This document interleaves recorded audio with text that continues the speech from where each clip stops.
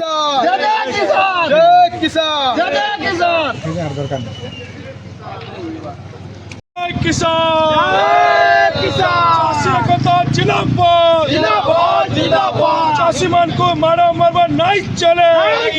नहीं चले सिंह दो हाय हाय हाय हाय हाय स्मार्ट मीटर ठके केबे केते करिच केबी सिंह दो जवाब दियो जवाब दियो स्मार्ट मीटर 6000 कोटी रो स्कैम रो जवाब दियो जवाब दियो केते पोल्यूशन रे फाइन लुटबो खणी मान को केते पाइच जवाब दियो जवाब दियो चाषी को अत्याचार कर तमर हमर लड़नी हबो जय जय किसान आज नवनिर्माण कृषक संगठन तरफ 8 घंटिया बंद पालन करा आज आम आसचु बौद्ध जिला मंडमुंडारे देखमा इन बंद प्रभाव काଣା अच्छे आर इन जेते अच्छन सदस्य मान नवनिर्माण कृषक संगठन तांकर ना परिचय टिके देबे।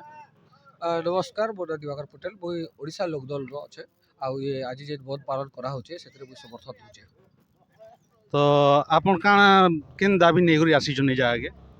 देखो मेन कथा ला उद्देश्य अच्छे हमर चाषी मान कर लागी आउ चाषी मान कर लागी जे हिसाब अन्याय अत्याचार बढ़ी उचे ताकर प्रति जे